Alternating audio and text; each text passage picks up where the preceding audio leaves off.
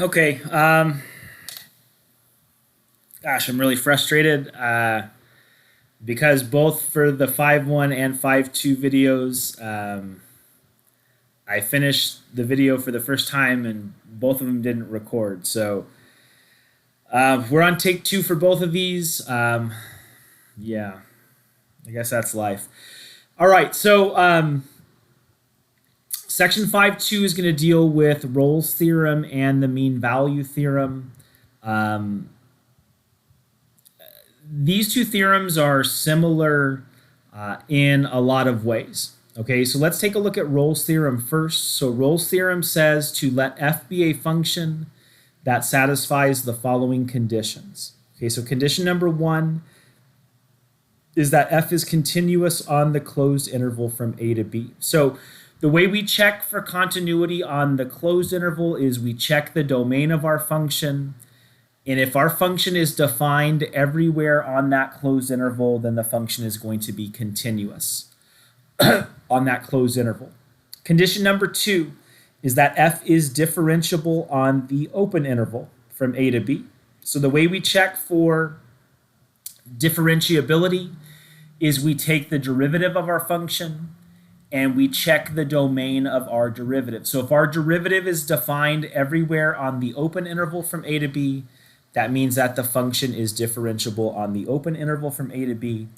And then the third condition, excuse me, that your function needs to meet is that the function value at the two endpoints are going to be the same. So f's value at a and f's value at b are equal. Okay, so if your function satisfies those three conditions, then there exists a number c in the open interval from a to b such that f prime of c is equal to 0. Okay, so there has to be some point c in the interval from a to b such that your graph has to have a horizontal tangent at that point c. Now, there may be more than one point for which that occurs. Like if you have a graph that looks something like this, you may have more than one point for which your graph has a horizontal tangent. But the Rolle's theorem says that there has to be at least one for which that occurs. Okay, so let's do a quick example then utilizing Rolle's theorem. So directions here say to verify that x times the square root of x plus 6 satisfies Rolle's theorem on the closed interval from -6 to 0. Okay, so we have to make sure that the three conditions are met here. So condition 1 is that f is continuous on the closed interval from -6 to 0. Okay, so again, the way that we check for continuity is we're going to look at the domain of the function f. So as far as f is concerned, like the domain of f, the only thing we have to worry about is the argument of the square root function. And the argument of the square root function has to be greater than or equal to 0, which means that x has to be greater than or equal to -6. Okay, so our function is defined everywhere on the closed interval from -6 to 0, thereby making it continuous on that closed interval. Okay, second condition is that f is differentiable on the open interval from -6 to 0. So if we want to check for differentiability on the open interval, we're going to take the derivative of our function. So to take the derivative, I'm going to use product rule, which is the derivative of the first, which is 1 times the second function, rad x plus 6, plus the first function, x, times the derivative of rad x plus 6. So I have to use chain rule to take that derivative. That's going to be 1/2 times something raised to the -1/2 power. We evaluate that at the inner function x plus 6, and then I multiply by the derivative of the inner function, which is 1. Okay, so I'm going to go ahead and rewrite this back in the form of a radical. So we get rad x plus 6 plus, if I combine that into a single fraction, we are left with an x in the numerator and a 2 rad x plus 6 in the denominator. Okay, so I want to simplify f prime here. So I want to combine this into a single fraction. My common denominator is 2 times rad x plus 6. So if I want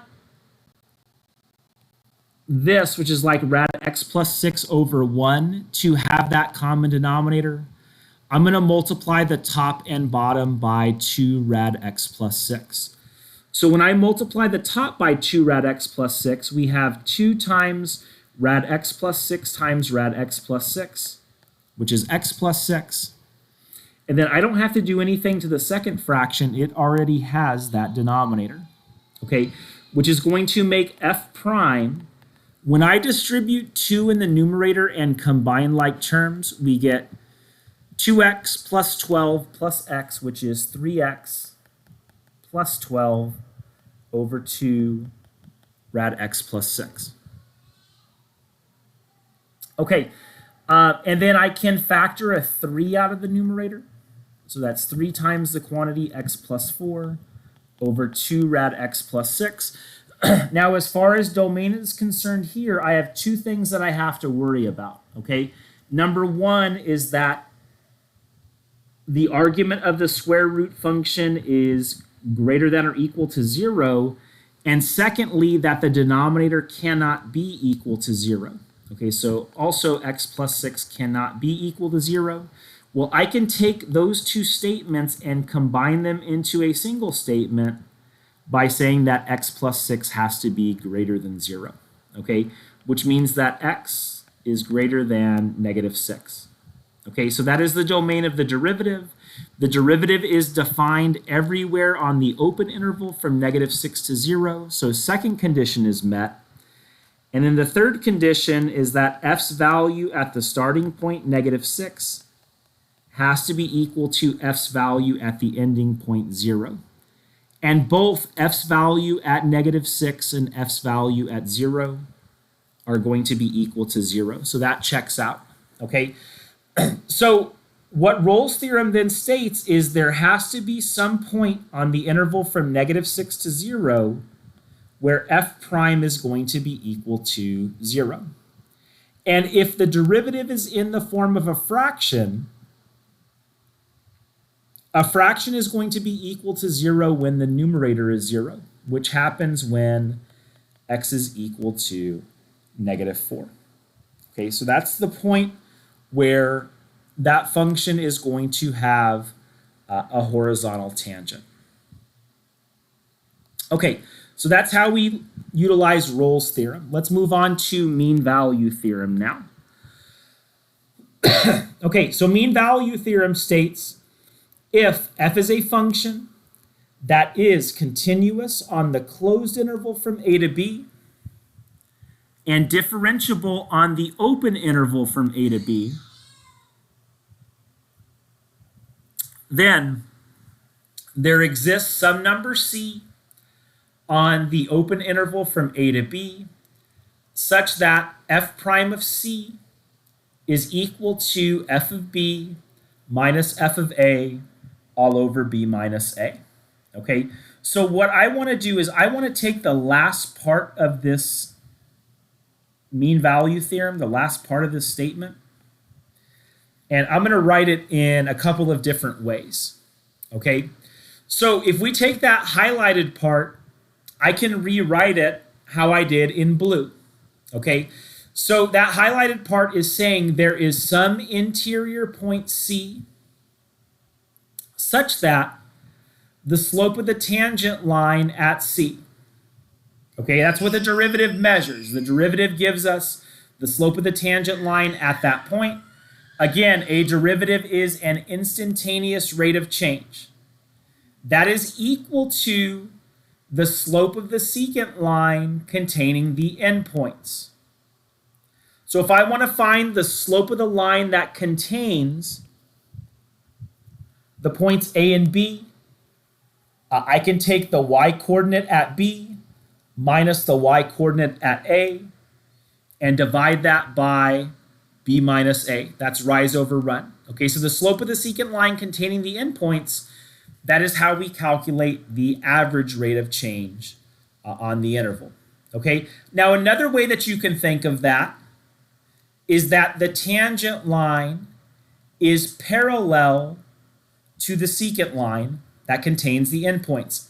If the slope of the tangent line is equal to the slope of the secant line, that means that those two lines are parallel to one another. Okay, so I illustrated that with a diagram here. So I have some function y is equal to f of x drawn in green. That function is continuous on the closed interval from a to b, differentiable on the open interval from a to b. In black, I drew the secant line that passes through the two endpoints. And then in blue, I drew the tangent line at the point C. Okay, so for that tangent line in blue, that tangent line is parallel to the secant line that contains the two endpoints. Okay, so that point C is that value that the mean value theorem guarantees. Now, just like we said with Rolle's theorem, there may be more than one point for which this occurs, but the mean value theorem guarantees that there has to be at least one point for which that occurs. All right, so let's go ahead and work through some examples that utilize the mean value theorem. Okay, so the directions here, 3 parts for this problem. First part says to show the function f of x, which is equal to x squared, satisfies the mean value theorem on the closed interval from 0 to 2. Okay, second part is to find c. Okay, so when the directions say to find c, that's asking us to find the point where the slope of the tangent line at that point is equal to the slope of the secant line that contains the endpoints. And then the last part asks us to find the equation of the tangent line that is parallel to the secant line. Okay, so let's work through this step by step.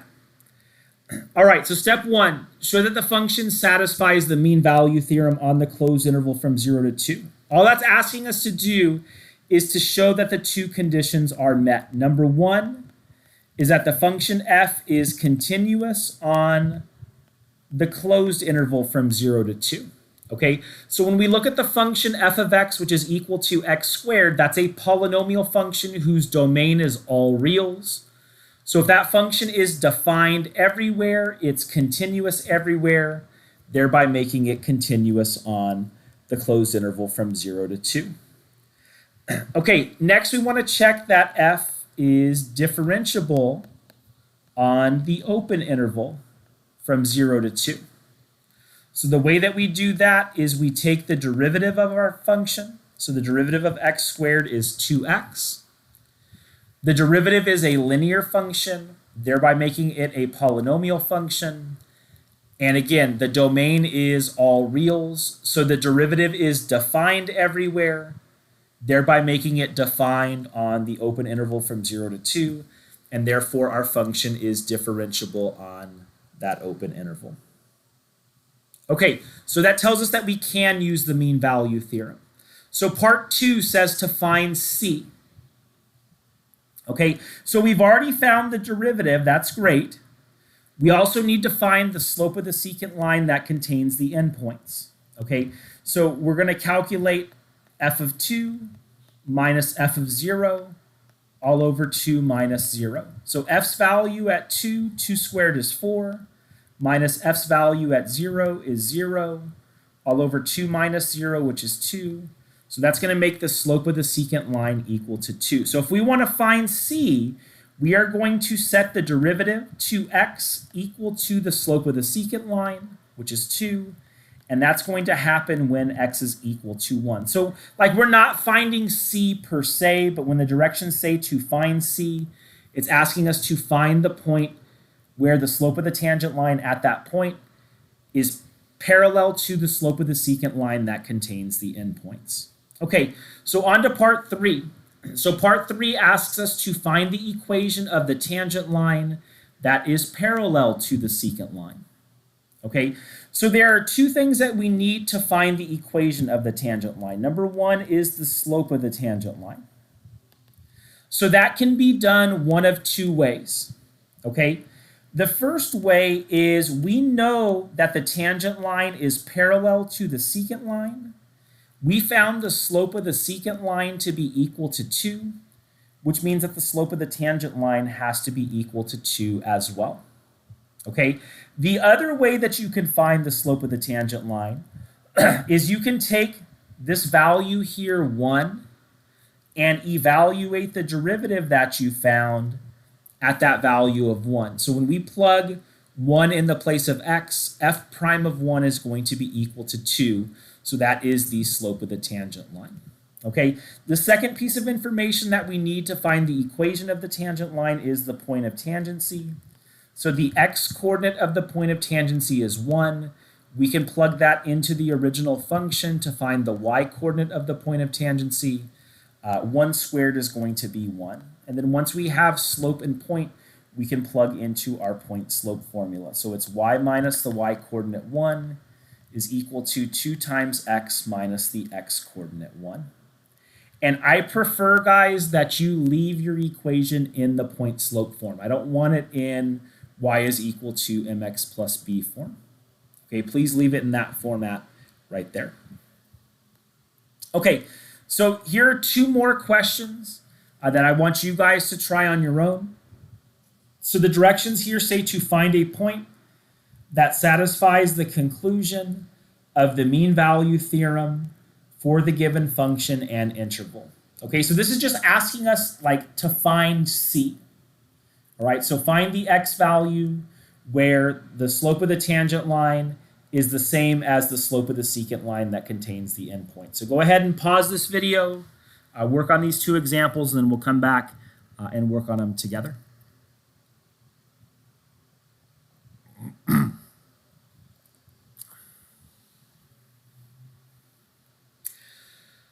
Okay, so for both of these, we have to check to see that we can even use the mean value theorem. So we want to make sure that our two conditions are met. Number one is that f is continuous on the closed interval from 3 to 6, and that f is differentiable on the open interval from 3 to 6. So continuity on the closed interval, when we look at the domain of f, we know that -1 is not in the domain of our function, but our function is defined everywhere except -1, which means it's defined on the closed interval from 3 to 6, thereby making it continuous on that closed interval.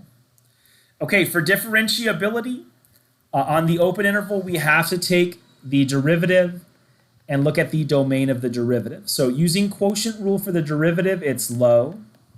D high, the derivative of the top function is 1, minus high. D low, the derivative of the bottom function is 1, all over low, which is x plus 1 squared. And that's going to make f prime equal to x plus 1 minus x over x plus 1 squared, which is going to make f prime simplify to 1 over x plus 1 squared. Now, the only value where our derivative is undefined is at -1. So the derivative is defined everywhere on the open interval. So that checks out, which means we can use the mean value theorem. Okay, so what I want to do next is I want to calculate the slope of the secant line containing the endpoint. So that is going to be f of 6 minus f of 3 all over 6 minus 3. So when I plug 6 into my function, that gives me 6 over 7. Minus when I plug 3 into the function, we get 3 over 4 all over 3. And for me to simplify this, I want to look at these two smaller denominators, and I want to multiply the top and bottom by the common denominator of those smaller denominators, which is going to be 28. So when I multiply the top by 28, 7 goes into 28 4 times, so 6 times 4 is 24. 4 goes into 28 7 times, so 7 times 3 is 21, all over 3 times 28. So this becomes 3 over 3 times 28. So those 3's cancel, which gives me 1 over 28. So I'm going to set the derivative 1 over x plus 1 squared equal to the slope of the secant line containing the endpoints, which is 1 over 28. Now, when you get here, you can solve this two different ways, okay? Number one, if you have a proportion like we have here, you can cross multiply to solve the proportion, okay? And that's perfectly fine. This other approach that I'm going to describe is going to give you the same result as well. So if you look at both sides, you have a fraction on both sides. If you have an equation involving fractions, if you invert or if you flip the fraction on both sides, that's going to give you a true statement also. So either way, you're going to get x plus 1 squared is equal to 28. You can take the square root of both sides. So the square root of the left-hand side gives us the absolute value of x plus 1 equal to rad 28 simplifies to 2 rad 7. We can drop the absolute value bars, putting a plus or minus in front of the expression on the right-hand side. And then I can isolate x by subtracting 1. So we get negative 1 plus or minus 2 rad 7. Now, you have to check to make sure that the value that you find lies on the interval that's given. So if I look at the interval from 3 to 6, I know that the negative radical is not going to fit on that interval. Okay, so the only value that works on the interval that's provided is negative 1 plus 2 rad 7. Okay, so that right there is our C value for that particular function and interval. Okay, let's move on to number 2. So for number 2, same thing. We want to check to make sure that we can use the mean value theorem. So number 1 is f continuous on the closed interval from 1 to 4. And the answer is yes, because as far as domain is concerned, we're only concerned with the argument underneath the radical. And we know that that argument has to be greater than or equal to 0. Okay, so our function is defined on the closed interval from 1 to 4, thereby making it continuous on that closed interval. Okay, next we want to check for differentiability on the open interval from 1 to 4. Okay, so for differentiability, we're going to take the derivative of the function. So the derivative of 3 rad x is going to be 3 times the derivative of rad x, which is 1 over 2 rad x. Hopefully you guys have taken enough derivatives with square roots to know that it looks like that. Like the derivative of x to the 1/2 is 1/2 x to the negative 1/2. And 1/2 x to the negative 1/2, we can rewrite that as 1 over 2 rad x. Okay, minus the derivative of 4x, which is 4. So I can rewrite f prime here as 3 over 2 rad x minus 4. And I know that that's not simplified, but I'm going to set f prime equal to the slope of the secant line containing the endpoints. And it's going to make it easier for me to solve for x if I leave it in that format. Okay. So when I look at the domain of the derivative here would be x is greater than 0. So the derivative is defined everywhere on that open interval. Okay, so I want to find the slope of the secant line containing the endpoint. So that is going to be f of 4 minus f of 1 all over 4 minus 1. So f's value at 4 would be 3 times, I'm going to do the work on the side. So 3 rad 4 is going to be 6 minus 4 times 4 is 16. So 6 minus 16 is negative 10, minus f of 1 is going to be 3 minus 4, which is negative 1, all over 4 minus 1, which is 3. So negative 10 minus negative 1 is the same thing as negative 10 plus 1, which is negative 9. Negative 9 divided by 3 is negative 3. So I'm going to set the derivative 3 over 2 rad x minus 4 equal to the slope of the secant line containing the endpoints. So I can add 4 to both sides, which gives me 1. And then I think the easiest way to do this is to multiply both sides by 2 rad x. And now I can divide both sides by 2. And then I can square both sides, and that makes x equal to 9 over 4. And 9 over 4 does lie on the interval from 1 to 4.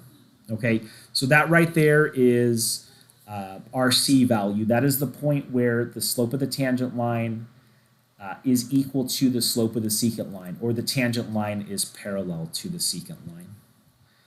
All right, so I'm going to keep my fingers crossed that this video records properly. And guys, I hope you guys have a great Thanksgiving break. Just please try to make sure you have both of these homework assignments done over Thanksgiving break. The videos weren't too long. The assignments themselves shouldn't be too bad. And we'll see you guys whenever you return from Thanksgiving break. So I hope you guys have a nice vacation, and we'll see you again soon. Take care.